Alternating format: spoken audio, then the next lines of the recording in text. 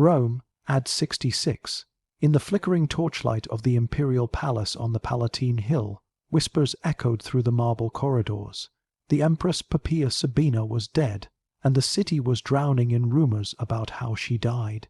Some claimed illness, others whispered a darker truth, that Nero, in one of his uncontrollable fits of rage, had kicked her while she was pregnant.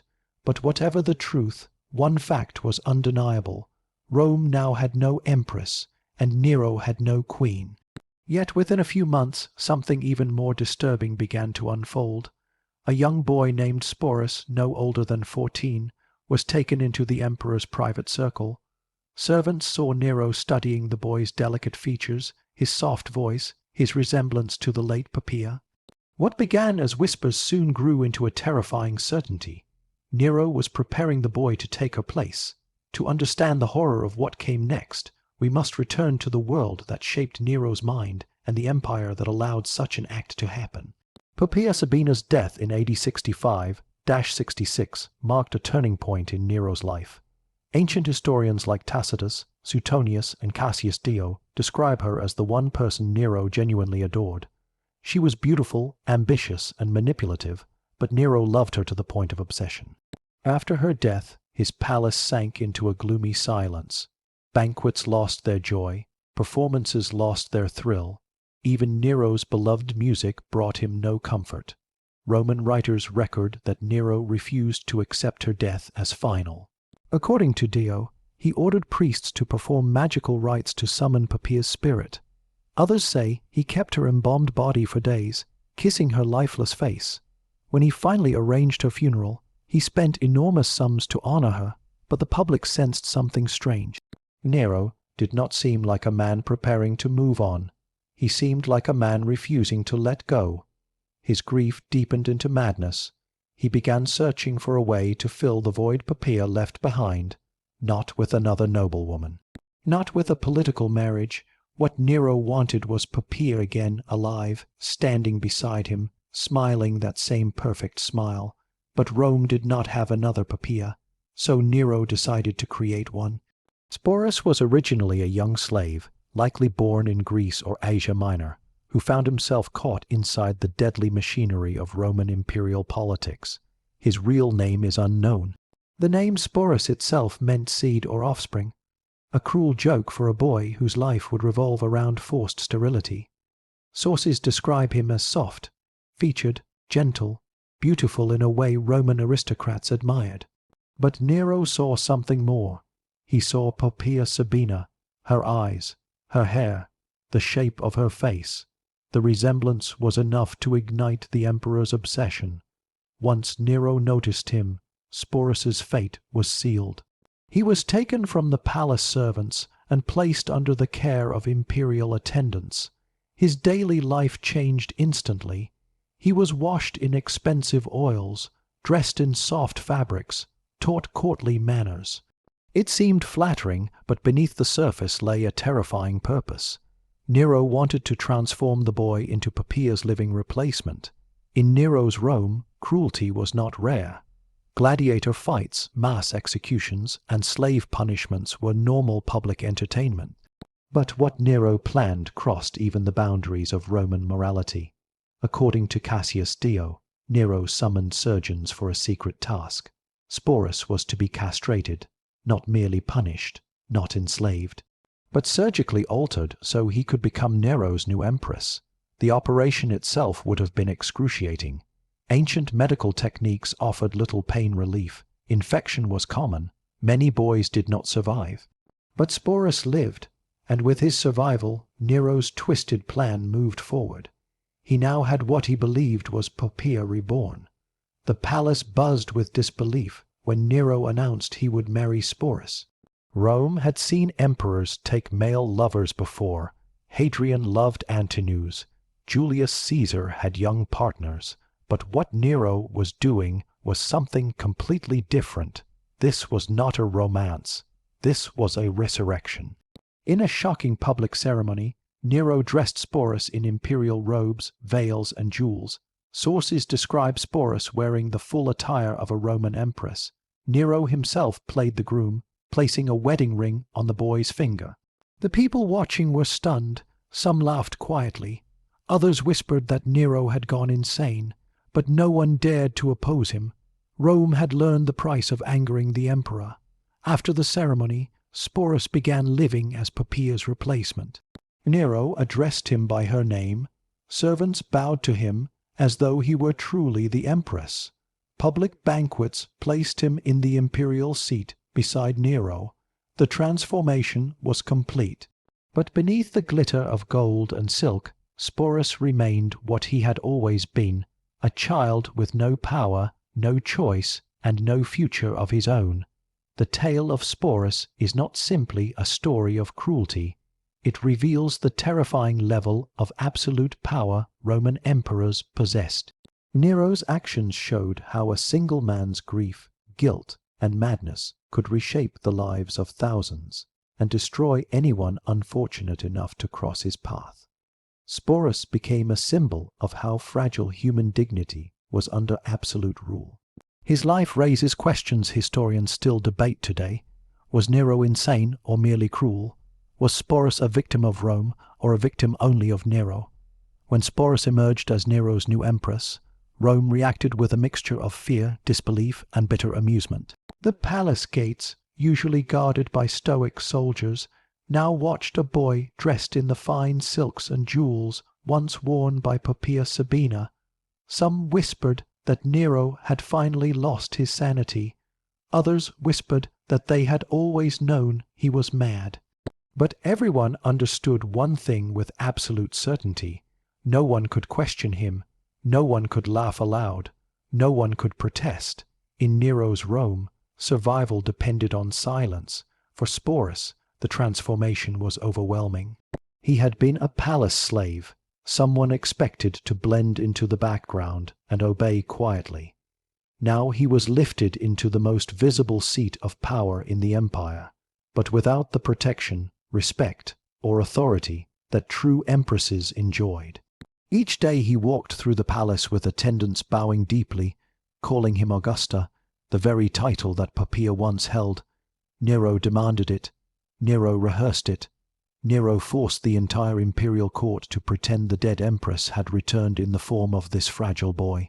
The public appearances were the most terrifying part of Sporus's new life.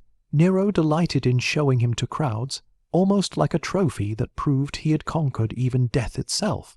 During festivals and ceremonies, Nero would hold Sporus's hand and lead him through the streets in a golden carriage.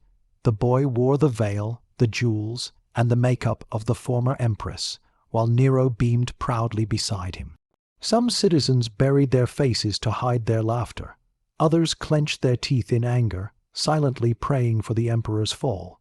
Yet a few, the ones who understood the horror behind the spectacle, watched Sporus with pity. Inside the palace, Nero's obsession deepened. He ordered Sporus to speak in the gentle tone Poppaea once used.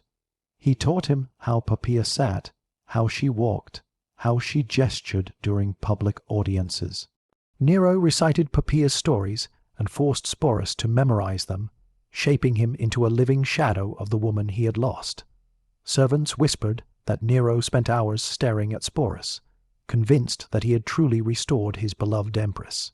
Others swore that Nero would weep when he spoke Poppaea's name, then immediately turned to Sporus and demand he smile in the same way she once did. But this was not a love story. It was domination. It was grief transformed into cruelty. And Sporus, despite wearing the robes of power, remained powerless. His identity, his body, his future, all had been stripped away. The castration, the forced marriage, the public performances, all served one purpose. Nero wanted to forget his guilt. Nero wanted the ghost of Poppaea back. Nero wanted control over something he had destroyed with his own hands, and Sporus was the vessel he chose. Yet the empire around them was collapsing. Nero's rule, which had once dazzled Rome with grand spectacles, was now choking under paranoia, executions, and political chaos. The great fire of Rome, the persecution of early Christians, the heavy taxes, and Nero's increasing obsession with theatre and music all eroded the loyalty of senators and generals. Rumors began spreading of conspiracies, rebellions, and armies willing to march against the emperor. Nero, terrified of losing the throne, tightened his grip on everyone close to him. That included Sporus. At feasts, Nero insisted that Sporus sit beside him in the seat of the empress, surrounded by senators and foreign guests. Sporus, barely a teenager, had to endure the stares of powerful men who either mocked him quietly or feared him silently. Nero would lean over and whisper to him as though speaking to Poppaea. He would stroke Sporus's hair, adjust his veil, or compliment him loudly, forcing the entire table to applaud. Some guests bowed deeply to show obedience. Others clenched their fists under the table, furious that Rome had become a stage for Nero's fantasies. Even outside the palace, Sporus's new role followed him like a shadow. When Nero performed on stage as a musician or actor, Sporus was forced to sit in the imperial box, dressed in the full regalia of an empress. Nero wanted him visible. Nero wanted to show the world he had defied nature, tradition, and even death. Roman citizens, who were already disgusted by Nero performing publicly like a common entertainer, saw Sporus as further proof that the emperor had lost all sense of dignity. But no one dared protest openly. Those who spoke too freely disappeared. Still, traces of humanity existed around Sporus. Some palace servants, knowing he had no escape, treated him with gentle kindness. They brought him warm blankets, whispered words of comfort, or tried to shield him from Nero's outbursts. One elderly maid who had served Poppaea for years was said to weep whenever she saw Sporus, because in his eyes she saw the pain of someone forced to live another's life.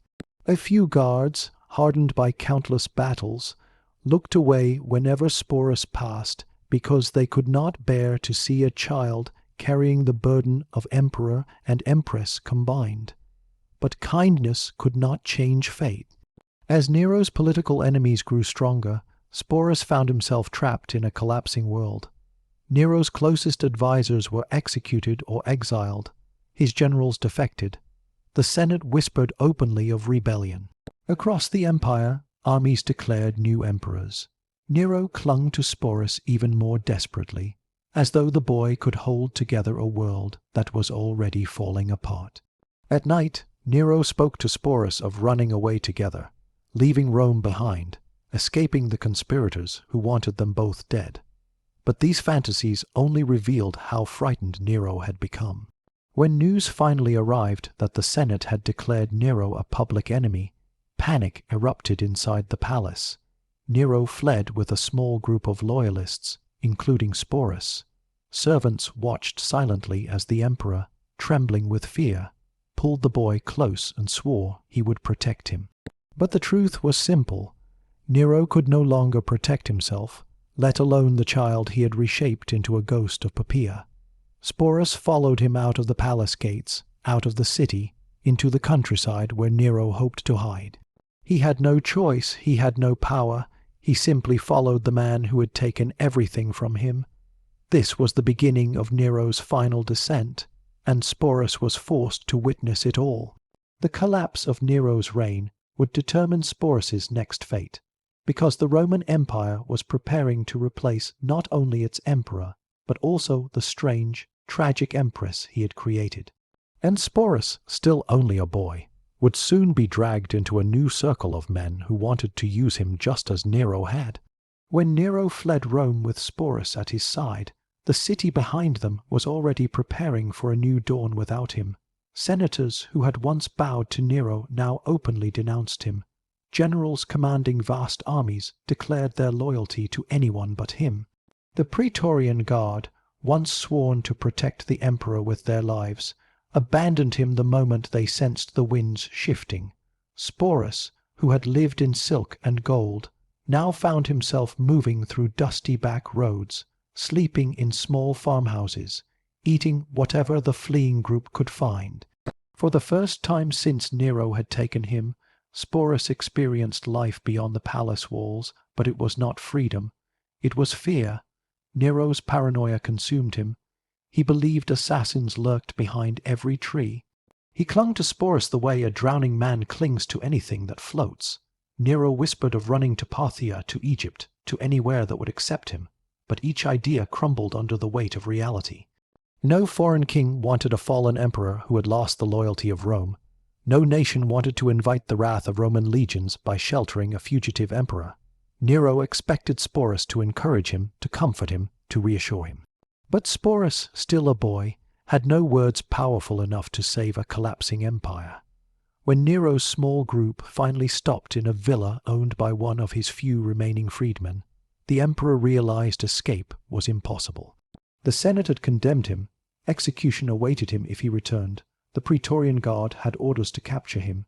Nero, the man who once commanded the world's greatest empire, now trembled like a child. He asked Sporus to fetch water. He asked Sporus to prepare clothes for burial. He asked Sporus whether he could endure watching his master die. Those present said Sporus cried silently, while Nero paced in terror, repeating the same question again and again. What an artist the world loses in me! In the end, Nero chose suicide, though even that he could not do alone. The final moments of his life were chaotic, desperate, and small. When the Praetorian soldiers approached the villa, Nero pressed a dagger to his throat, but could not finish it. His freedman Epaphroditos pushed the blade for him, and Nero collapsed. Reports claim that Sporus screamed, collapsing beside the dying emperor, his tears mixing with the dust of the villa floor. Whether he mourned Nero or simply feared his own future, no one could say. But his life with Nero, as twisted as it was, had given him protection. Now that protection was gone.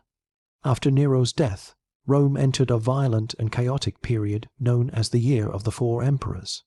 Galba, the first new ruler, seized power with the support of the Senate and the Praetorian Guard. He viewed anyone connected to Nero with suspicion. Many of Nero's close companions were executed, but Sporus survived. Not because Galba felt pity, but because Sporus's strange fame had already spread across Rome. He was known as the boy, Empress, the child forced into the role of Poppaea, the symbol of Nero's madness. Galba believed removing him would only further remind the public of Nero's grotesque legacy. In a twisted way, Nero had sculpted Sporus into a living artifact, and no emperor wanted to destroy something that fascinated the Roman crowd. But Sporus's survival did not mean safety. He was now passed from one circle of power to another like an ornament. He belonged to the state, to imperial politics, to the amusement of powerful men who saw him not as a human being, but as a curiosity. Galba's rule was short. He was assassinated by supporters of Otho, the next emperor, and it was here that Sporus's nightmare returned to life. Otho, who had once been married to Poppaea Sabina before Nero stole her, saw Sporus not with disgust but with sickening fascination. To Otho, Sporus was a living echo of the woman he had lost to Nero, a painful reminder, yet also a prize. Otho had loved Poppaea before Nero ever looked at her. She had been his wife until Nero forced him to divorce her. Now, years later, Otho found himself looking at Sporus, a boy whose face and mannerisms Nero had twisted into Poppaea's likeness, and he saw a ghost he could possess. Those who witnessed their interactions wrote of Otho treating Sporus with a disturbing blend of affection and obsession. He took Sporus into his personal household, dressed him in fine clothing again, restored some of the luxuries Nero had given him, and presented him at banquets. But Sporus had no choice in any of this. His life was once again shaped around the desires of powerful men. The irony was clear to anyone who knew the story. Nero had taken Poppaea from Otho, and now Otho, by taking Sporus, was reclaiming a twisted version of what he once lost. Rome was a place where personal trauma and political power intertwined in horrifying ways. Sporus, a simple boy trapped in a nightmare, now found himself living in the shadow of two emperors' obsessions. Otho's rule, like Galba's, was brief. Civil war erupted quickly. Vitellius, another imperial contender, marched on Rome, crushing Otho's forces. Otho chose suicide rather than bring more destruction to the empire. As before, Sporus watched an emperor die. As before, he was left behind with no protector, no guide, and no idea what awaited him under a new ruler. Vitellius, unlike Nero or Otho, did not desire Sporus as a companion. His intentions were far more cruel. Vitellius loved public spectacles, especially those that humiliated his enemies. He decided Sporus would be forced to reenact the myth of Proserpina, a young woman dragged into the underworld. Vitellius ordered that Sporus be dressed once again in feminine robes, paraded before the public, and symbolically violated in a staged performance. To Vitellius, this was not about desire. It was about turning Sporus into a living symbol of Rome's punishment toward Nero's memory. It was political theatre of the cruelest kind. When Sporus heard what Vitellius planned, he understood exactly what it meant. This time, there would be no marriage ceremony, no silk garments meant to imitate Poppaea, no illusion of being an empress. This would be an act of public humiliation and violence. He had spent years surviving the desires of emperors. Now he faced the cruelty of one who sought not to possess him, but to destroy him. Sporus chose death over the spectacle Vitellius designed. According to the ancient historians, he took his own life before he could be dragged onto the stage. A boy who had been forced into the role of an empress, who had lived at the side of emperors, who had been a symbol, a toy, a puppet in the hands of the powerful, ended his life quietly and with dignity, reclaiming the one thing he still controlled. His death rippled through Rome. Some felt pity, some felt nothing, but everyone knew that Sporus's story revealed the darkest truth of imperial power. Emperors could destroy nations, command armies, build monuments, and shape history. But the clearest evidence of their cruelty was not found in wars or politics. It was found in the life of a single boy who never had a chance to choose his future. Sporus's death marked the end of one of the most tragic and revealing lives in Roman history, yet the empire moved forward as though he had never existed. Rome was a vast machine powered by warfare, ambition, and political games, and in that world, the suffering of a boy caught between emperors was too small for most to notice. But his story survived in whispers, in writings, and in the memories of those who had seen the horrifying transformation forced upon him. Even after his death, people spoke of the boy who had been made an empress, a living reflection of Nero's grief and madness. To understand why Sporus's story endured, one must understand what he represented. For Nero, Sporus was a replacement for Poppaea Sabina, the woman Nero loved obsessively and lost violently. Nero had needed someone to occupy that void, someone who could remind him of her presence and quiet the guilt consuming him. By choosing Sporus, he revealed his deepest wounds and the extremes he would reach to soothe them. Nero's transformation of Sporus was not about love or desire. It was about control, about reshaping reality when reality refused to obey his will. Sporus became the vessel through which Nero attempted to reverse death itself. That alone made the story unforgettable. But Sporus was also more than Nero's delusion. His journey through the reigns of Galba, Otho, and Vitellius revealed how power in Rome operated without restraint.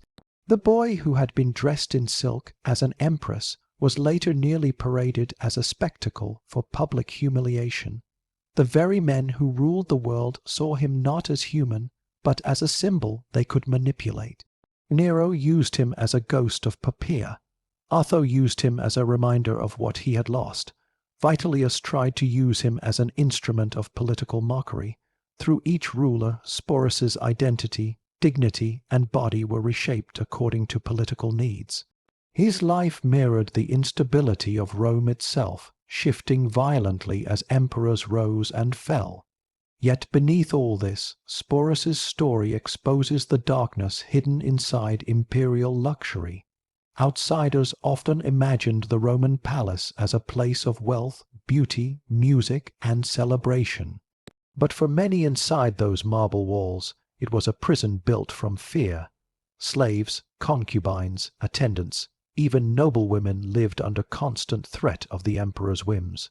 Sporus's transformation from an enslaved boy into an empress revealed how fragile and meaningless status could be. One day, he sat beside the emperor in jewels worth fortunes. The next, he was begging for survival under a new ruler who saw him as disposable. His rise was not true elevation. It was a performance staged by a mad emperor. And his fall was not ordinary tragedy. It was a brutal show designed by a cruel one. Sporus's end raises questions that historians still grapple with. Could he ever have escaped his fate? Could anyone have saved him? Was he merely unlucky to be noticed by Nero, or was he a victim of a society that allowed one man's will to override all moral boundaries?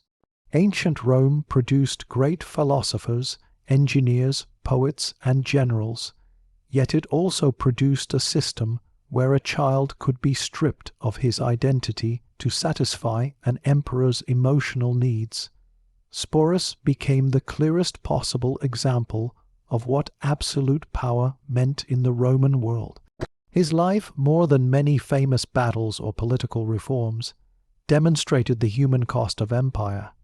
Through the ages, writers and scholars have returned to Sporus's story not because he shaped history with his actions, but because history shaped him in ways too terrible to ignore. He showed how cruelty could disguise itself as affection, how power could masquerade as intimacy, and how a person could be broken not by war, but by the twisted desires of those who ruled. His life was a mirror reflecting the darkest depths of the empire that claimed to be the height of civilization. Nero's legacy became permanently tied to Sporus. Whenever historians describe Nero's reign, the story of Sporus appears as a symbol of its excess, madness, and moral collapse. Nero had built theaters, commissioned grand projects, performed music across the empire, and tried to portray himself as a divine artist, but none of that mattered.